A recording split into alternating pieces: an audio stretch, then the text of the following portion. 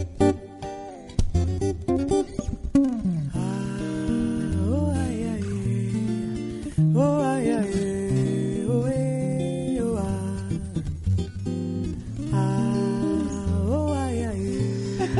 morning. Welcome back to Third Ear Radio. We have such an exciting show today that we can't stop giggling.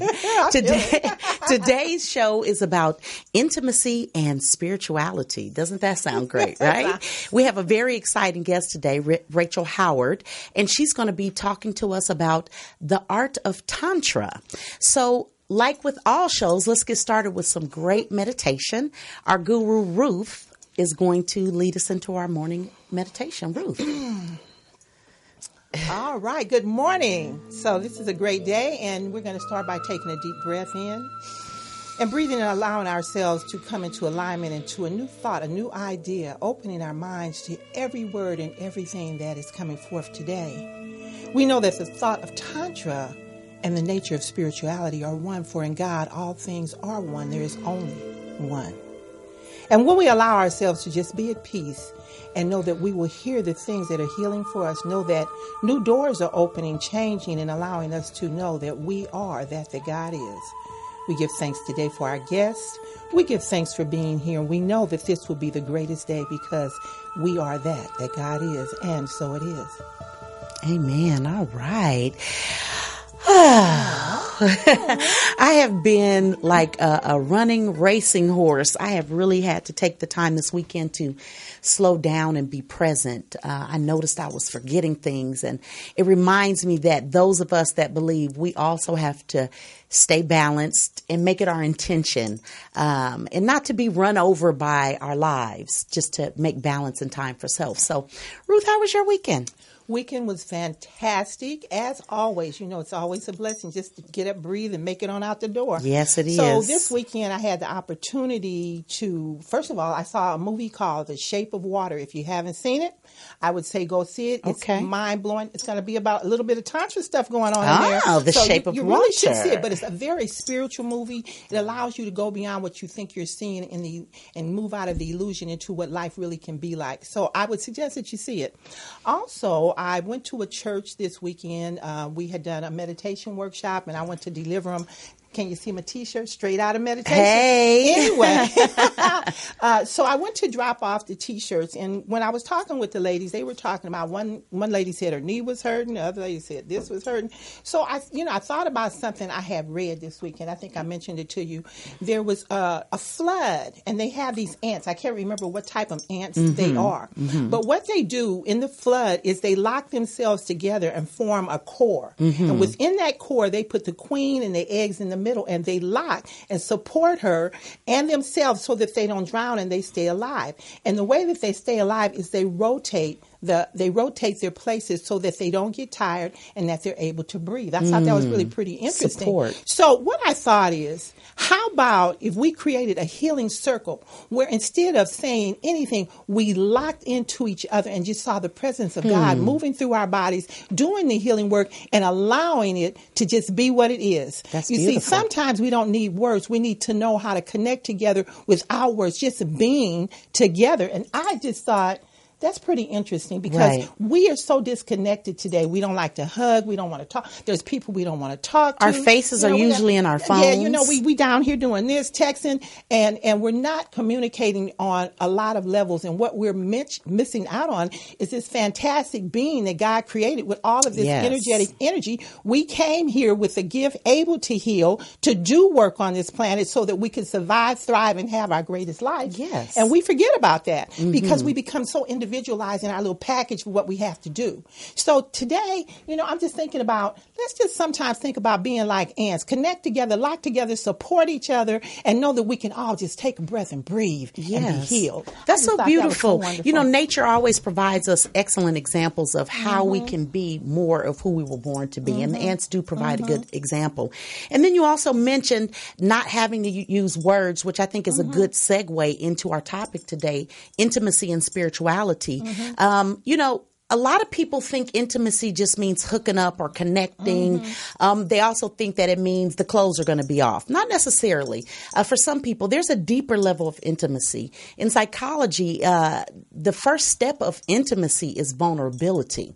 So if you are not having vulnerability with another person, you're not being intimate with them. That's something else you're doing. Okay? Well, don't you think that's kind of how they created that by us texting, not talking, not communicating, devoids us of intimacy. It takes away the intimacy. It does. And so when young people meet or anybody meets, we don't know how to talk to each other. We don't know how to get into a conversation because we're used to having a conversation with an object, right? Not people. Right. And so when we go out and we want to pursue something or we want to see some change in our life, we don't even know how to say what we're feeling in our heart. Right. So that people, because I found that when I'm excited and energetic about something, they say, Ruth, how do you know what to say? I say, my heart just burst open and all of a sudden these words start coming forth because I'm allowing myself to be intimate with myself and hear myself and know myself. And this is what I know I want. And so I'm able to project it and people hear me. But if I was doing it on the text, if I was on the phone, intimacy. they would not know. They can't get the feeling. They don't even understand where I'm coming from. Right. So that's intimacy, right. isn't it? Right. And like I was saying, in psychology, intimacy, the first step of intimacy is vulnerability. So you have to be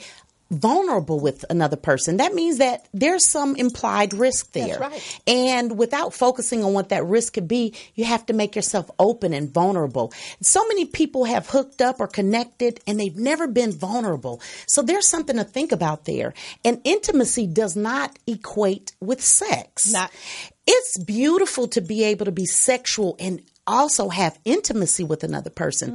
But you can have intimacy with a person. You can have intimacy with a person. I think God was... That was a wink. Yes, was agreeing with me. Yeah. You can have intimacy with a person and not be in a romantic relationship. Well, that's in any relationship. You can have intimacy with a person and it can be intimate and prayerful. And you're really opening yourself up, divulging yourself, and also, to be intimate, you have to be present. Now, think about people that you've been with intimately, or so you may have thought.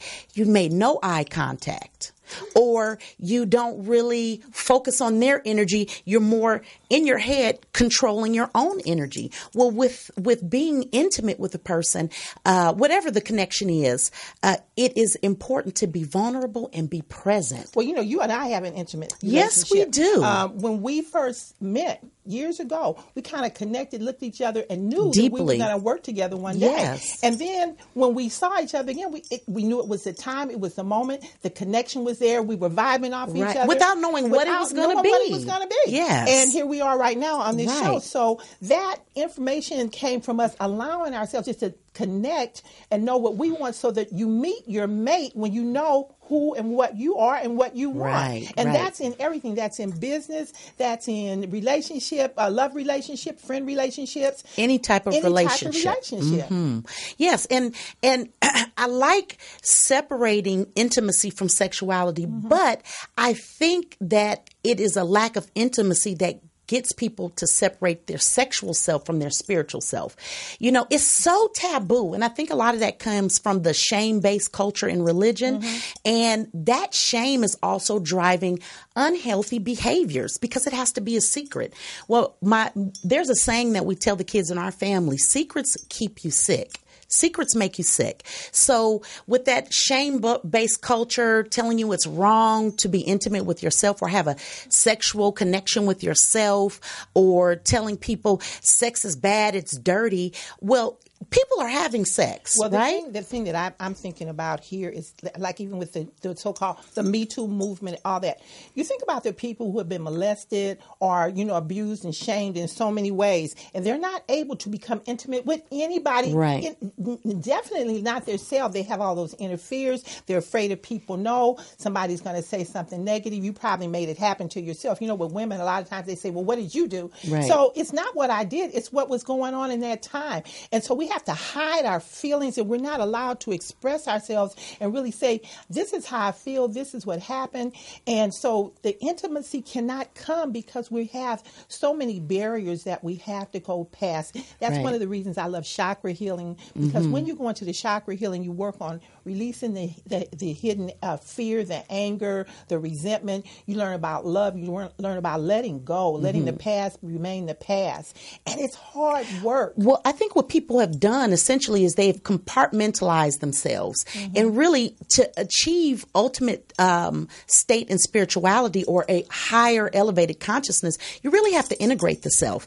And separating your sexual self, it's a mistake. You know, if you think it's shameful, perhaps you should check the activities that you're doing or your behaviors, your intention, or where you're coming from. Is everything. Is 100%. But to absolutely integrate yourself and have a healthy sexual experience.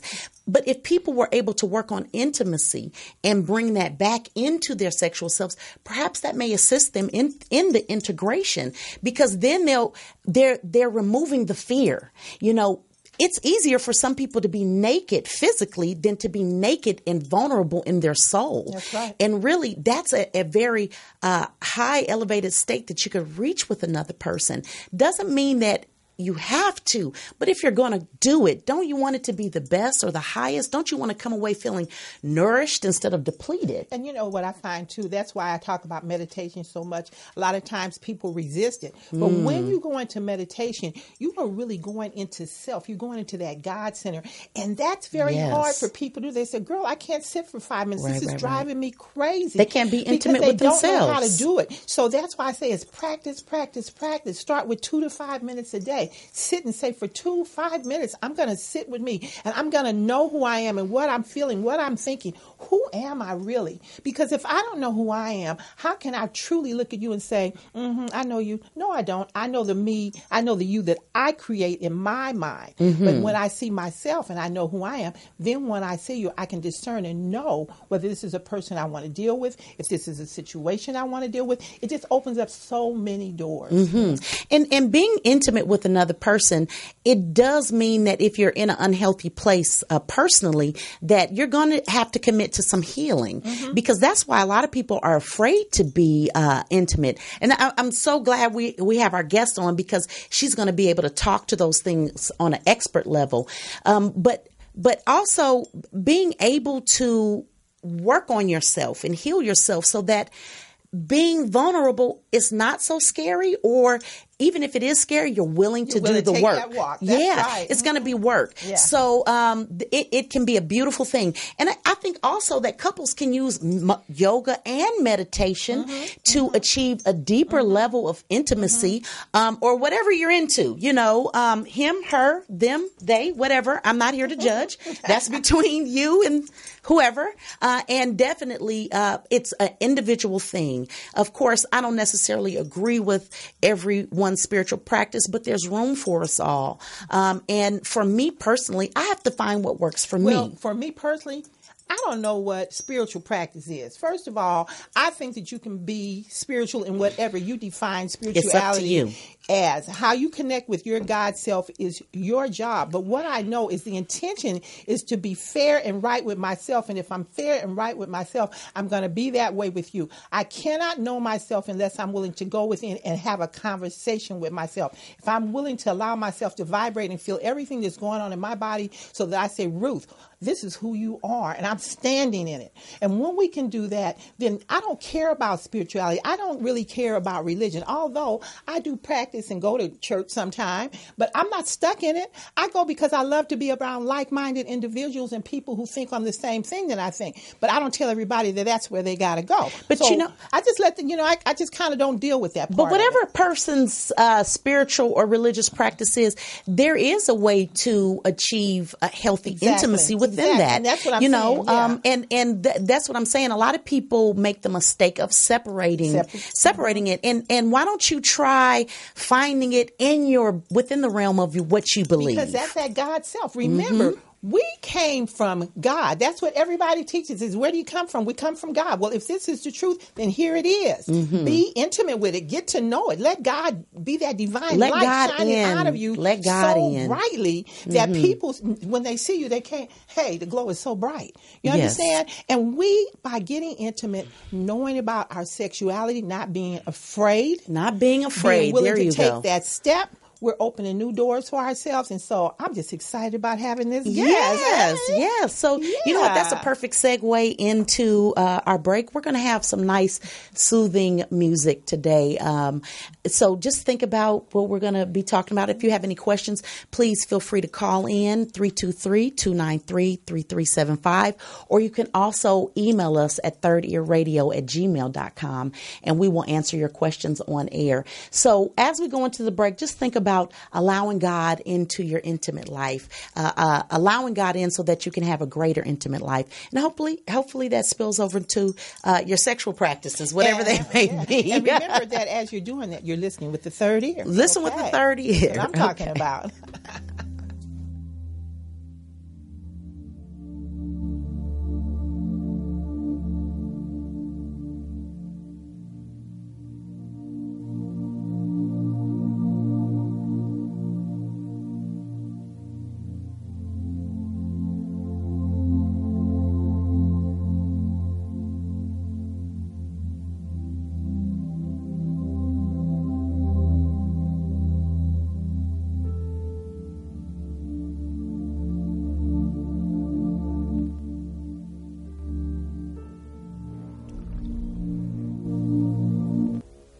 Come on. We got to get out of here. Must go faster.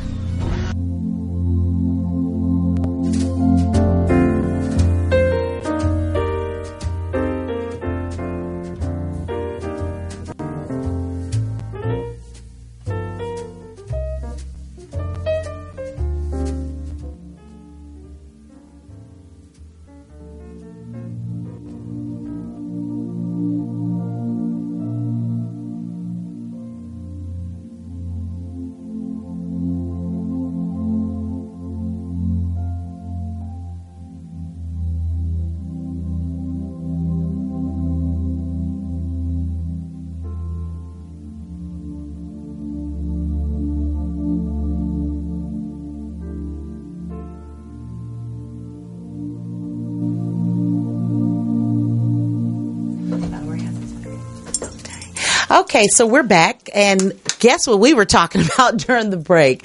Let's not delay. Let's jump right in. Let's introduce our guest, Rachel Howard. Welcome to our show, Rachel. Hey, Rachel. We need to invest in some of those hand claps that we can do. I have some little tambourines in the car. Yeah, maybe just bring it and make some noisemakers. Yeah, raise the roof. Rachel is here.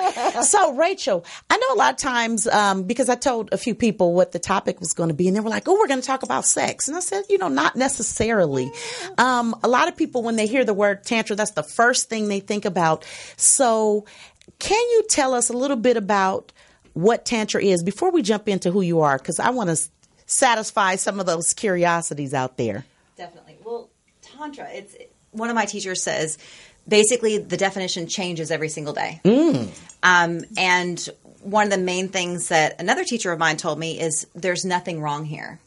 I love that. Is really what Tantra is. And it's been around for thousands of years. It originated in India, and it's been this sacred practice for so long. And there's so many different levels of Tantra, or different types of Tantra, and people just know what the media sees. Okay. Like, say, for instance, my dad saw an HBO special that talked about Tantra, and it was basically a bunch of people getting together having group sex, which there's nothing wrong with group sex. Dad's like, Rachel, what are you into? If that's what your thing, and everything. And then my dad's like, so you guys getting together, getting naked, what are you doing? And I'm like, Dad, it's not that. And I mean, it can be, but it's not that. So he was very concerned about me. But there's literally yogis that sit in caves in India that don't eat, that don't drink anything, that live in their hundreds. And they've learned how to utilize the energy that surrounds everybody. Rachel, what does the word Tantra mean? like I said, there's so many meanings to it. It's like a weaving. It's a connection. Connecting. And I don't know the actual definition because, like I said, literally when I was thinking about this show, what could I explain the definition of Tantra? And again, for me, it changes every day. So, but it's, for me right now, I guess what I could say is really fully being able to connect with yourself and with your being, with spirit. So then you can connect to someone else. You see that? You start with the self. Rachel, tell us who you are and how you got into this practice of Tantra. Definitely. Well, I'm Rachel Howard. Hi, Rachel Howard. And my spiritual journey started, I don't know, say 20 so years ago. Okay. And it was little by little with things. When I was younger, I was molested. You know, I've been through rape, with so many women have. And I was in this process of healing myself. And I was with my boyfriend at the time, and, you know, we were having sex, and he grabbed me by the face and he said, "Make love to me, don't have sex with me." And I was completely baffled by that. I was like, what are you talking about? I've never had any complaints. You know, everyone seems happy. I seem happy. What's the big deal? And But he was talking about something deeper. He was talking about something deeper. And so it baffled me so much. And I had this friend of mine send me this email about this Tantra teacher. And I had kept it in my inbox for weeks. And there was just something about it. So when he said that to me, I was like, what is this Tantra stuff? So I was petrified. I was so scared because I thought, oh God, what are they going to do? Have group sex? I thought so. Because I didn't know what Tantra was. And so I eased into it, and I was scared the whole time. And you were talking about fear. And fear is not, it's not a bad thing, but it's about moving through that fear. Right. So, when I first heard about Tantra, I actually was at a workshop, and they were teaching us the spiritual nature of it. So what they had us do was sit across from each other, and we did our hands facing each other with intention, and the energy projected back and forth. And that was like an ultimate enlightening joy kind of feeling, because you were releasing a whole bunch of negative energy. But it was suggested that we do it with a person who was of the same consciousness as us, and being willing to let go. So were you introduced in that way, or?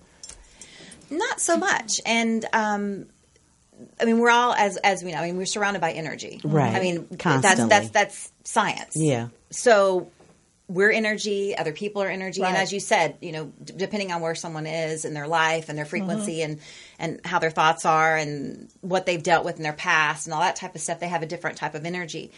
The thing is, and like you were saying earlier, as far as people being stuck on their phones and they're not connecting and that type of stuff, and you were talking about intimacy in general, I always like to say to people, intimacy, into me I see. Yes, into me I see. Into me I see. And so the problem is people start to feel, and they don't want to feel. Right. And so they'll start to feel sad about something, and they'll distract themselves. They'll grab their phone, or they'll watch a TV program. And with spirituality and the movement that's happened, it's wonderful. It's amazing. And people tend to spiritualize things a lot of the time. And I used to do this, and that's why I'm saying it. So I would think, oh gosh, I'm getting angry, that I shouldn't be angry. Got a right to be angry. Or I shouldn't be scared. Yeah. Or, oh, that's not spiritual. Or someone triggers me, and oh, that's not about them, that's about me, which it is. And that doesn't mean I should invalidate what I feel. That's right. Yes. So with Tantra, it's about getting back to the feeling. Yes. It's about getting back to yourself. Because so many people glaze them over because it's so painful. But in order to heal, you have to get through the pain. Not over it, but through it. Yes. It can be scary, but there's a reward on the other side because you've done your work. Completely. And I like to say it's like a trash dump. It's like something will come up, a feeling will come up that you don't like or whatever, and you squash it down. And then you squash another one down, and you squash another one down. And it seems like they're gone, seems like, but they're still there because that's that trash dump. Right. It's yours pushing that trash down. It's going to overflow. Because, because I know that when a person has been molested, I was molested when I was left dead for dead. But God bless me. Anyway, totally. But what happens is that feeling of everything remains. So what happens is, it's kind of good though, because when you're around certain people and you feel that it's something about, you feel that energy and this is a person that I shouldn't deal with or I shouldn't spend time with. That thing opens up in you. Do you know what I'm talking about? I have. And so then when the intimacy of knowing yourself, you are aware of your surroundings and the people, you shift your law of attraction, I think, because of that feeling. And that acting like a trash compactor, stuffing all those feelings. In order to be intimate, you absolutely have to get through that because it is a barrier between you and that person.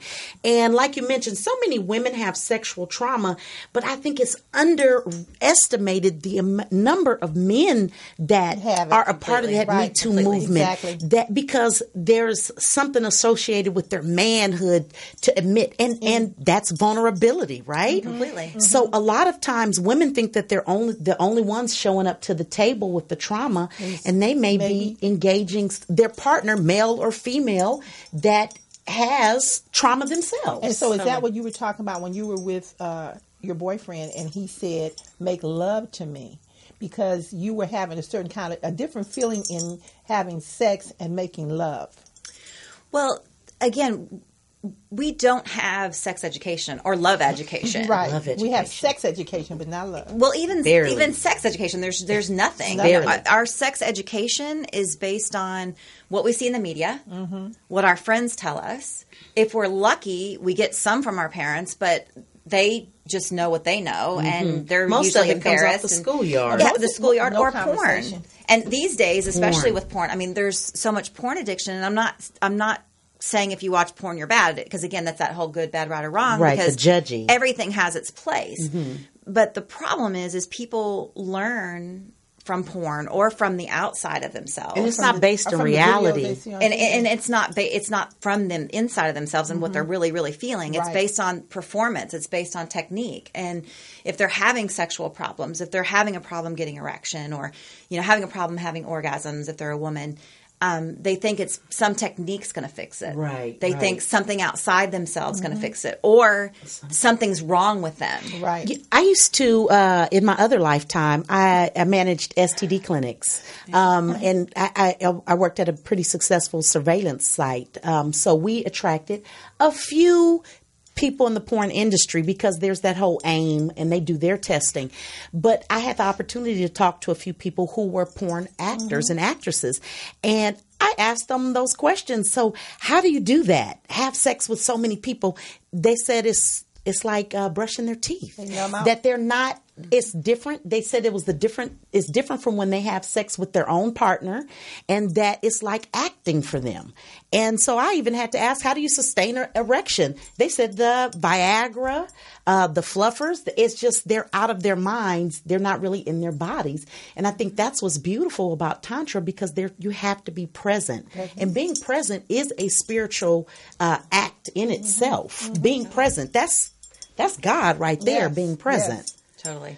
Well, in my other life, or actually in partial life, I'm a filmmaker as well. And long story short, I ended up on a porn set. It happens when you work in the industry. It's like it was a lag in work, and someone asked me if I was open to it. I'd never been on one, so I couldn't judge it. And I thought, well, I'll try it one time and just see. And I was doing script revision, which continuity and porn doesn't usually go together. But so I was the same thing. Like, I talked to them and I discussed with them, and it's not real. It's an act. It is not real. Acting. And people look at these sex positions. They look at these things and they think that's real and that's how you have sex. But it's for camera angles. It is. Absolutely. All the takes and stops and starts and it's makeup in between shots. Totally. Not real life. Exactly. Yeah. So with Tantra, it's about, it brings it down to the feeling. It brings it down to the body. And you were talking about religion. You were talking about God.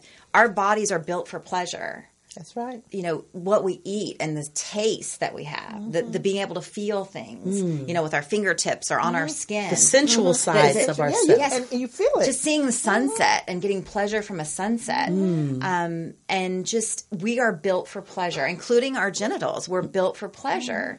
And certainly, absolutely, with religion and everything. And I grew up Southern Baptist. And I felt like I was going to hell every 5 minutes. Every 5 minutes. That's that shame culture, right? Complete shame and guilt. I mean, I was apologizing and telling my parents all these things I thought or said and whatever. And my mom was like, "Just give it a break. You're okay. You're a kid. Why are you feeling so guilty about everything?" Religion has done that. Yeah. So, definitely around sexuality, I always thought, if I had feelings or desires, that I was bad.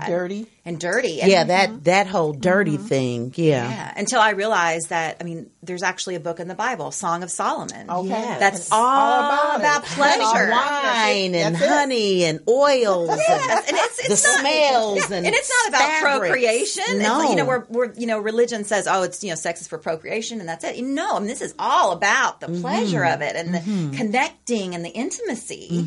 It's in the Bible. Right. And other religions also, if you really investigate, you'll find spiritual practices that are tied to sexuality and not necessarily for the reason of procreation. I know I was reading the Red Tent that Ruth, my book, yes, Ruth had me read that book, and there was Rachel had a lover. It was her husband, and they had a beautiful relationship. They adored each other. And, the story, and it's a biblical story. They talk about the bathing each other and feeding each other and the feast that was prepared. We're born to enjoy. See, the key thing about being on this planet is everything was supplied. The food, the water, every single thing. Right. And we came here, we were birthed to this planet to enjoy it. And somewhere man got confused in his brain and said, I got to start running things and overbuilding things and doing crazy stuff. And they began to pull away from the joy. So now we have all these people who are trying to get a job, $1 million, and they've forgotten that this is to be enjoyed. Life. So yes, everything that you're saying is true. Every part of our body, sometimes we feel tingling in our fingertips, or when we see a new baby, how much joy comes over you, and you're like, whoa. Right. Or, as you said, sometimes that blue moon the other night. Yeah. Okay. So, we look at those things and we're like, wow, how magnificent. But yet we can't look at us and say, wow, how magnificent are we made? You know? It's like, I'm feeling you. Totally. We get to interview the people before they come onto our show. And I think I had the longest conversation with Rachel because I was so intrigued by the information. One thing you said that really sparked me is that in Tantra, you explore intimacy and sexuality without orgasm being the point. Can you talk about that a little bit more? Yes. Yeah. Because there might be some people who are dealing with health problems and orgasm may be a challenge for them, but they still want to have intimacy with their partner. And they're two different things. They are two different things, but they may want to have sexual intimacy with their partner and also do that on an elevated plane. So maybe you can talk to us about that a little bit. Totally. And like you said, it's not just, it's hormones. People have hormone issues. People have like injuries, any kind of like they've hurt their knees or hurt whatever. Circulatory issues. They're on medications. People don't realize medications cause issues. Knock it out. And libido, men can't get erections. And a man thinks if I don't have an erection, there's something wrong with me. I'm not a man because I don't have an erection. Right. And really, it's not about that. Like you said, it's about intimacy. And you can literally have intercourse without an erection. Let's talk about that. You remember the movie Jane Fonda made back Which in the one? day when the guy was in the wheelchair? We're going to be Netflix and chilling trying to find that movie. There was actually a movie, and I can't think of the guy, but they were doing what you were talking about, and the people would say, "But did you hear those sounds that are coming out? What the hell are they doing in there?" But they learned through a love connection to find ways to make everything work, and they were overwhelmingly happy. That's what you're talking about that. Well, and that's the thing is if people have situations like that, a lot of the times they find a way because they have to find a way. It's like they're looking for that connection. They're looking for that sexuality or that satisfaction. Where people are healthy, why do they have to find a way? Right. And a lot of people think, well, it's already working. We're already having intercourse. You know, So we're already having sex. We're already having orgasms. areas. So what's the problem? There's no problem. You know, we're having orgasms. And, you know, orgasms are amazing. Hey, I love them. Everybody loves them. However, it doesn't have to be the destination. Right, I like that. It's all about the I like journey. That. I like that. Exactly. So it takes the pressure off where a guy feels like he has to perform because I have to have that erection, I have to have that orgasm or she won't be satisfied. And that's not necessarily true. That's because again, they're taught in media, they're taught in porn. It's like that's that you know, you have the final shot there, the cum shot, you know, whatever. Excuse my French. Oh no, you're okay. But it's about that destination. It's about that journey. It's about that exploration and connection. That being said, so many people don't even know their own bodies. Exactly. True. It's Exactly. true. It's like, how can they won't you even look at it? Yeah, and they Yes. expect their partner to just know. know. And And you then don't they even should know. They should know how But to you don't please even me. know. They should give me my orgasm. And my guy's not good or my girl's not good because, you know, she's not doing it right or she's not giving me my orgasm. Learn to give it to yourself first. Exactly, but because you've got to know what it feels like in order to know what you that's what's happening, right? Right. And so, but I like the whole idea of you don't have to explore this because there's a problem or a deficit. How about two healthy, able-bodied people can explore the body without orgasm being the objective? And you talk about intimacy and vulnerability because, you know, the whole connecting, looking in the eyes, touching someone else's skin, that's a beautiful concept. Now, do you teach Tantra or how are you involved? What are you doing? Yes. Well, we kind of got sidetracked. My story of how I got started with Yes, this, it was basically healing myself and realizing that there was, I couldn't be intimate with myself. I couldn't be intimate with others, fully intimate. And why was that? And so I started on this journey, this hardcore healing journey. And a lot of it was being single and doing Tantra single. So it's like you don't have to have a partner That's great. to do Tantra, which is amazing. That's great. I mean, it's great if you do have a partner, but you don't have to. And so it was this journey of really healing myself and finding myself and realizing there's nothing wrong here because we always think there has to be something wrong, right or wrong. Right. But it's just, okay, what is it about myself? What do I choose in my life? And what do I want to experience in this life? Because we have this life. I want to have the most amazing life I can possibly have. Absolutely. I don't want to be carrying around all this baggage and being so heavy and not having pleasure in my life. So how do I shift through that? And again, going through that instead of, you know, stuffing it down or avoiding it. And so being intimate, you know, with someone else, being vulnerable with someone else, being able to say, I feel. Those are the two most powerful words. I feel.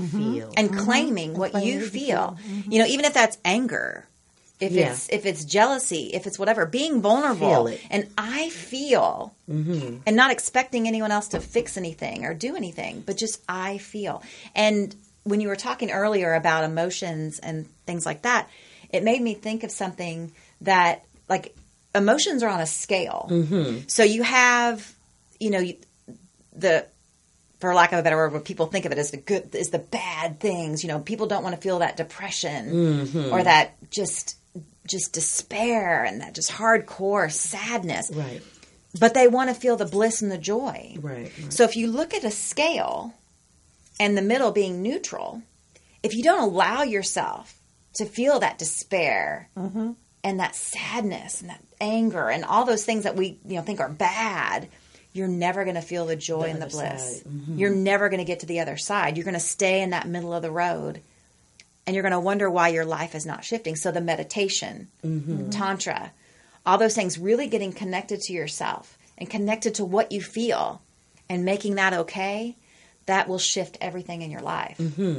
So for me, it was learning that and being in that journey and digging into myself, which wasn't pretty.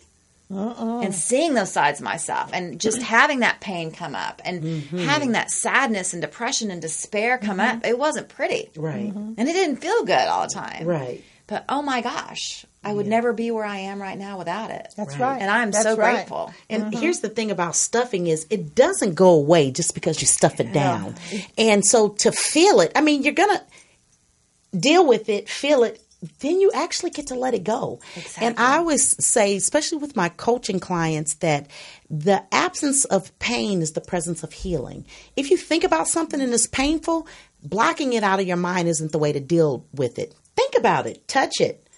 Get through it until it doesn't hurt anymore. Because some of those things that are so painful to us, like you said about the molestation, when I thought about it, I remember having to see that person again that did that. And they don't acknowledge the that nobody trauma allows it. I experienced in my body just seeing the person. And now when I think about it, now when I have to, I don't have to see that person anymore, but now, I don't have the pain. I have mindfulness. I have thoughtfulness, but it's because I did my work. Like you said, you did the work. So Tantra is also about doing the work with self to achieve a greater level of intimacy with self before you can have it with another person. Exactly. Can you assist people with this? I definitely can. I mean, I knew you could. I just wanted to ask. So how do you get started? How do you get started? It's literally just getting started. Just like with meditation, 2 minutes a day, I love it. 5 minutes a day. One of my Tantra teachers, she does shaking, and she says, 5 minutes of shaking a day can literally change your life. And shaking as in like, think of how much we try to control in our lives. We try to hold in ourselves and holding our stomach in or our shoulders back or, whatever we do. And we're always trying to control ourselves. So shaking, literally shaking your body like a complete rag doll, shaking your arms, shaking your jaw, just just completely shaking and like getting on, like there's a drum track I have, a really great drum track, like an African drum track. And just, it's like around a 5-minute song and I just let loose and just shake. And after you're done shaking and just standing there and feeling the sensations in your body, feeling the tingles, feeling the ripples and going, whoa, that's kind of cool. Yeah. And it can be something as simple as that, or, you can really, really dive deep. And the thing, too, is that people will take a Tantra class, a workshop, or they'll take a one-day class or a couple hours. They may learn a technique or so, and, they may have a breakthrough. But then they don't do anything about it. They don't follow up. They don't continue.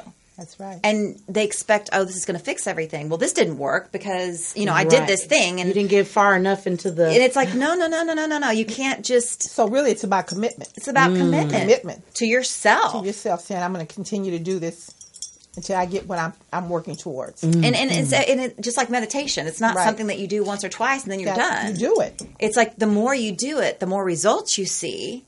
And it's like I can have full body orgasms without touching myself just by breathing. We're all going to be breathing deeply. And I mean, I could pop into it right now and do it, because again, I've had practice. I've been doing this for years. Doesn't that sound great? Practice. Practice makes perfect. But it's people think that it's so hard or it takes so much time or whatever. No, it's you make it fun. You make it an adventure. You make it just. Again, you make it that pleasure first in the morning. Just how can I feel more into my body? Yes. How can I connect more with myself? How can I connect more with spirit? And just feeling that. And again, people don't even take the time to even feel what they're feeling.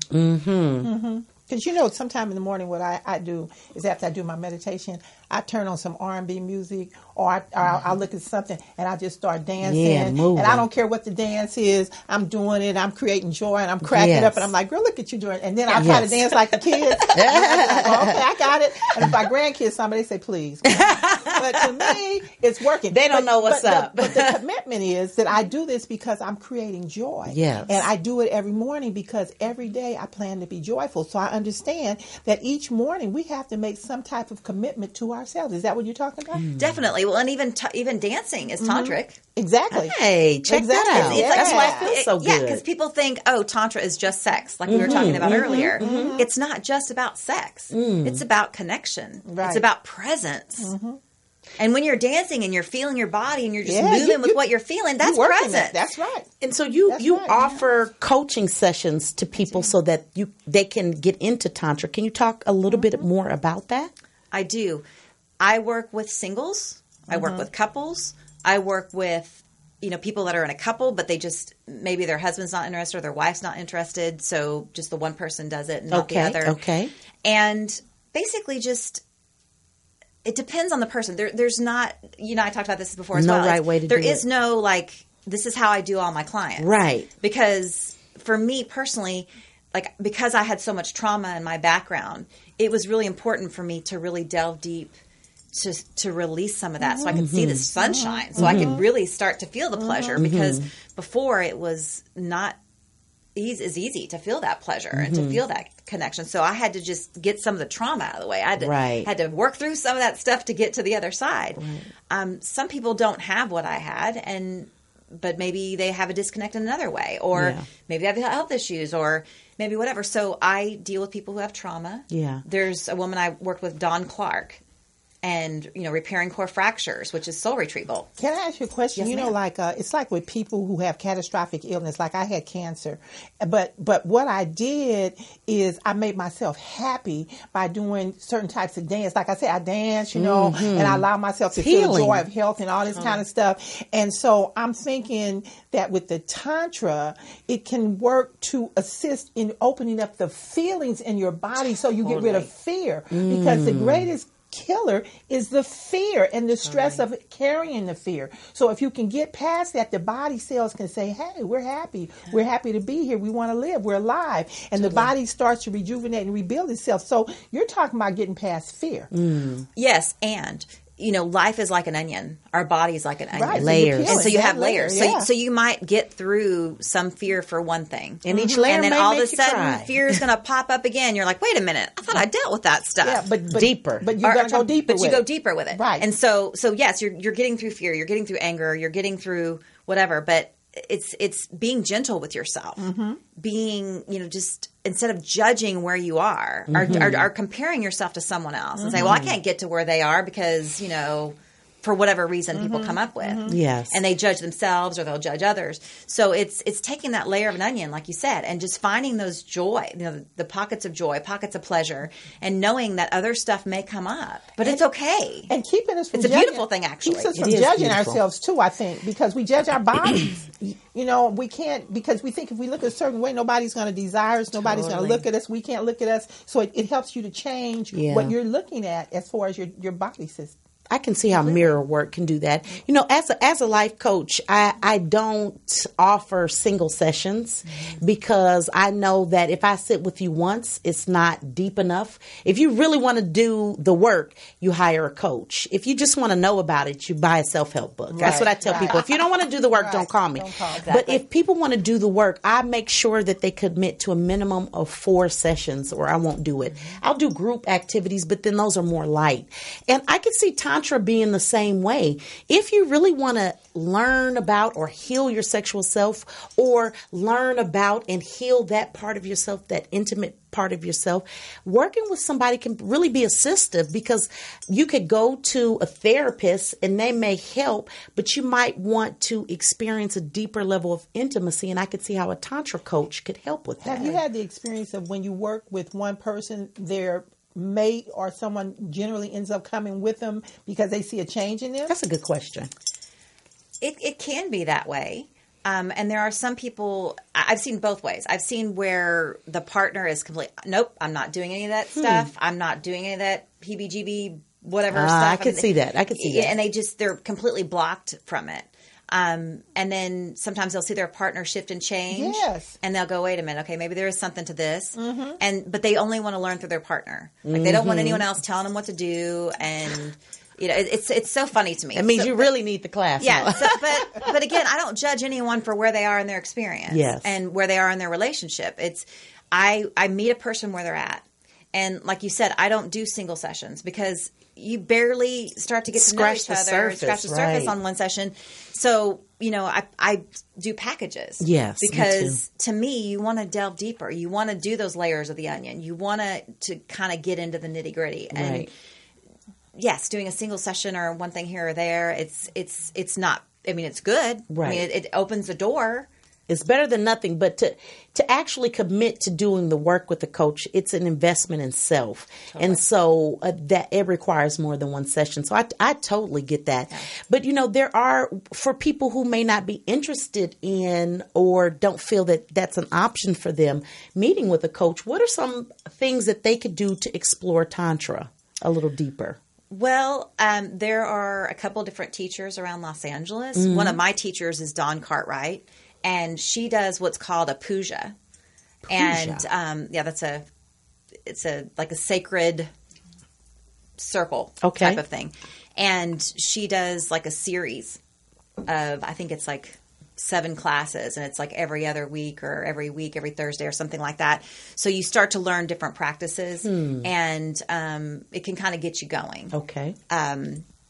There's a book that I have and I brought that, to me, this book, Tantric Orgasm for Women, is a book that every single person on the planet should read. Even men? Even men. Awesome. And it's not necessarily about orgasm per se, but it's just about connecting and intimacy. And it talks about having intercourse with a soft erection.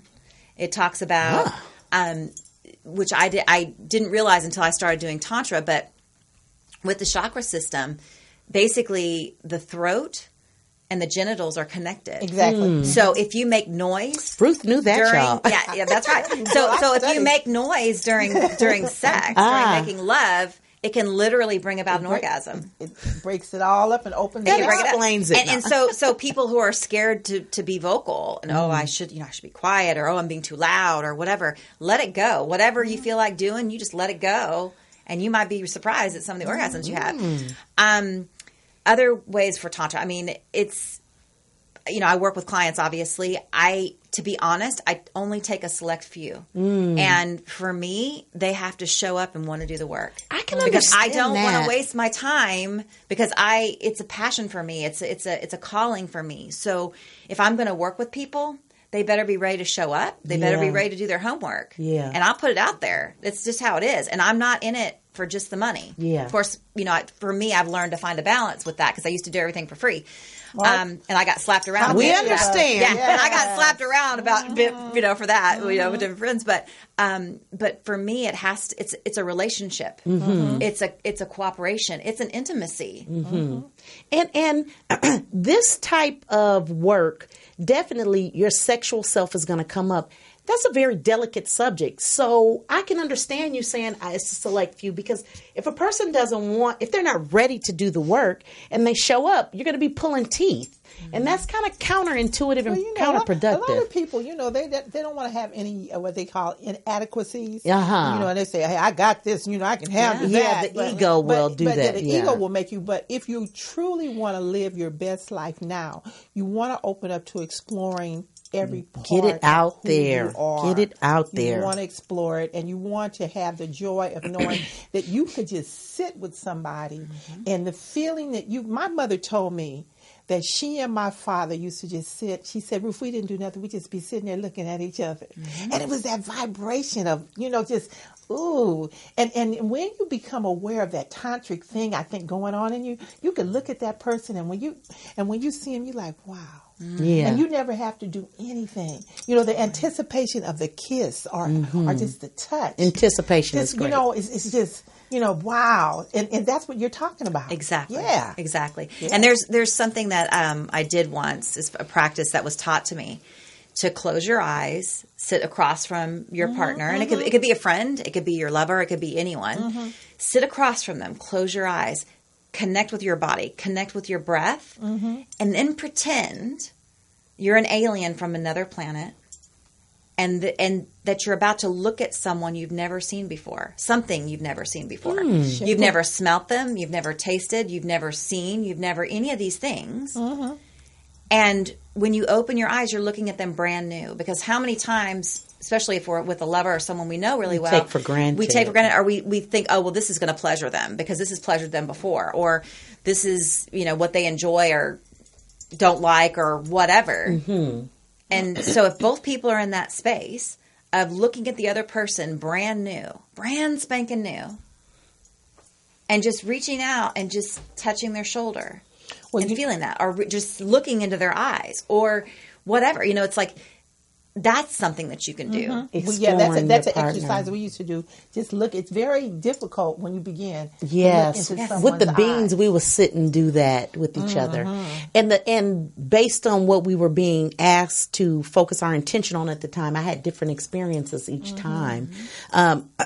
So this is interesting. So, could a person come to you, like if maybe a married couple, they want to seek sex therapy, could they seek you out in lieu of going to a therapist? Are you an option, or do you say that that's different? What would you say to that? Well, I have education and experience as far as sexuality as well. However, I don't touch people, and I don't like people have asked me, "Oh, you're a sex coach. So do you sit there with a whistle and watch people have sex and blow his go?" And I'm like, no, I don't do that. No. It's like, do I?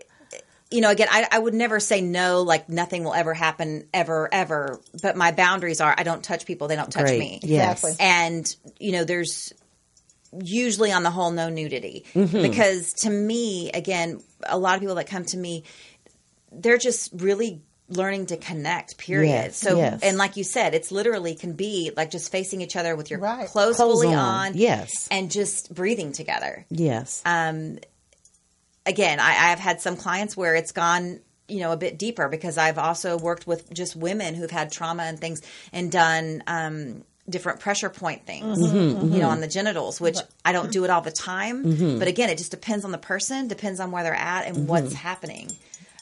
So it's very much a case by case basis. Okay. And it's a form of therapy. It's an intervention. It assists people in their healing.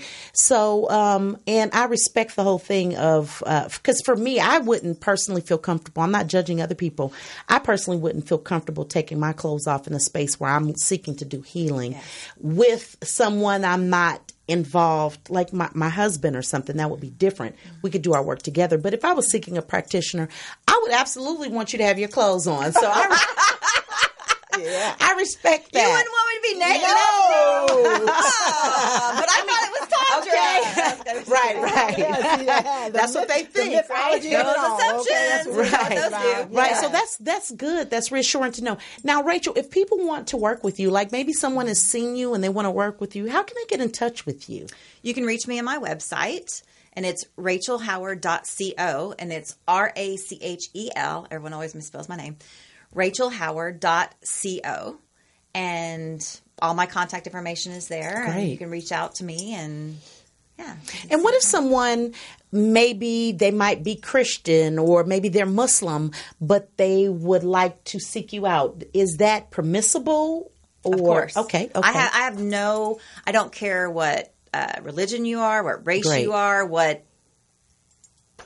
gender, whatever, what sexuality you are, whatever. I'm one of those people that I just love and accept everyone for exactly who they are. And, we're all human beings. That's right. And, right, first. And I ask that because I want people, this can be a touchy subject, and I want people to be able to know that they're going to have a safe place, and that when they talk to you, they can be open about their gender, about their expression of self, without the judgment, and just purely to do the work, to get together to do the work with you. So rachelhoward.co. Yes. And we thank you for being on. I definitely want you to come back. I think so. I definitely want you to come back. And then that way we could go a little deeper. And maybe perhaps we could see one of the exercises, that we could do a breathing or something, just to, give a little demonstration. Give a little demonstration because, we want to get past the myth of thinking that we're stuck in this little box and this is where it all is. Yes. We got to know that the world is open to so much information about how we can enjoy and live our fullest and happiest life. And I think this is part of it. In a healthy way. In a very healthy way. And understand that sexuality is all right. Tantra is okay. It's okay to touch your body. It's okay to be in love with yourself. It's important it's to. Important that you are. It's important too. So thank you so much. See, I told you that time goes by fast. We have a good time on the show. You have really enriched us with your information. I hope somebody out there was able to benefit and gives you a call later on. But it was a pleasure for us to have you, and we look forward to having you back. Next week, we're going to have Pam Ford Terry. She's a yoga expert, and we're going to be talking about being present, which was also a part of what we talked about today, right? Being present is a very important practice. And one of the things I want to say in talking about Tantra and spirituality with you today, it's not far from what we talk about when we're healing the chakras, Absolutely. when we're doing any type of healing work. Because it all comes down to learning to be intimate with the self. Yes. And we actually do chakra healing work and stuff in Tantra. Exactly. Right. It's all one and the same. Yeah, I'm so glad about this because I want people to be able to integrate every part of themselves in a healthy way and know that the spirituality doesn't have to be kept, or your spiritual self doesn't have to be kept in one corner of your life. It can be a part of who you are. So, well, and you talked about chakras too. Yes. With if you have this block down here, right. you're not and open people down have here. blocks. You can be spiritual and you can be up here, but you're not going to be grounded. It's so true, Rachel. And it takes and don't think that you're so spiritual that you don't need to do the work, because you will find that as you start doing it, little things will start opening up. So, we really we're talking about living the ultimate life. We got to get past all of it, not just some of it, all of it. Right. And it's a daily work. I know. Yes. So even this part of ourselves we can work on. So thank you so much again, Rachel. We do look forward to having you back. I'm looking forward to calling you myself. I've learned a lot from you. I'm so glad. That's what I love about doing the show. We get a lot of good resources to come through, and I hope you guys out there will reach out. And this is a new subject, so you definitely got to come back. Yes. A lot of people. Anytime. Great. Anytime. Great. So, okay. Well, thank you. And please tune in to us next week, Monday, 10:30 a.m. to 11:30 a.m. and listen with your third ear.